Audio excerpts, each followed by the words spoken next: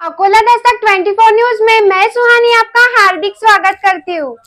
Tax को करेंगे कम और युवाओं को देंगे काम। डॉक्टर अशोक ओडम्बे। पश्चिम विधानसभा क्षेत्र से प्रहार उम्मीदवार डॉक्टर अशोक ओडम्बे को जनता का काफी समर्थन मिल रहा है।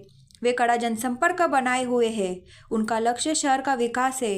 हाल ही में हुई अकोटफैल प्रचार पदयात्रा में उन्होंने अकोला दस्तक को दिए साक्षात्कार में बताया, शहर एक गांव का रूप ले चुका है।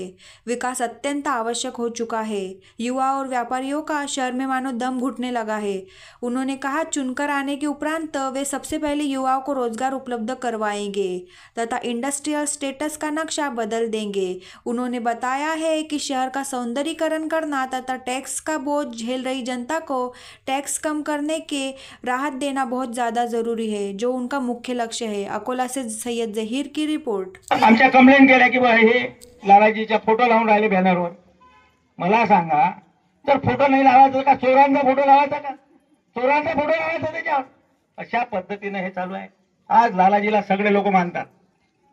जातीपातीच्या परे होते ते, जातीपातीच्या पलीकडे असा माणूस जर तुम्हाला चालत नसेल तर मला असं वाटतं की तो लालाजीचा अपमान आहे की नाही? अपमान, लालाजी सारख्या व्यक्तीचा अपमान आहे, ज्याने या शहरामध्ये 35-30 वर्षे आमदारकी, 15 वर्षे नगरसेवक राहिले आणि भारतीय जनता पक्षाला मोठं केलं त्यांनी। अकोल्यातून भारतीय जनता पक्ष पूर्ण जिल्ह्यामध्ये झाला। अशा व्यक्ती आमचा आदर्श नसावा? आमचा आदर्श आहे तो।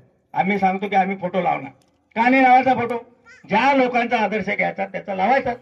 आपण आपल्या घरी आपले आई वडील असतात, आपण फोटो लावतो की नाही? ज्या पालकांनी आपल्या मुलांना चांगली शिकवण दिली, चांगलं शिकवलं आणि तुम्हाला खेळायला बागडायला उच्च शिक्षित केलं, अशा आदर्श आपण फोटो लावतो की नाही? आपले वडील नसले तरी फोटो लावतो। आता नाल्याचा प्रश्न आहे, या ठिकाणी डासानं परेशान आहेत लोक। आजारी डेंग्यू असेल किंवा विषम ज्वर असेल यासाठी आजार होतात। त्यासाठी भूमिगत गटार योजना गेली 7 वर्षापासून त्याची मांडणी चालू आहे, परंतु 60 करोडची योजना 800 करोडची झाली, परंतु त्या ठिकाणी योजना चालू झाली नाही। योजना चालू नाही झाली। मग अकोल्यातल्या लोकांनी असंच खितपत राहायचं का? आपल्या इथं पहा तुम्ही, सुपर स्पेशालिटी हॉस्पिटल बनलं। कोणासाठी बनलं? कोणासाठी बनलं? गरिबासाठीच बनलं ना। आज गरिबा बस्ताद लवजी साळवेंचा जय असो, बस्ताद लवजी साळवेंचा जय असो। आज त्यांच्या पावलावर खाली मोठा होईल 10-12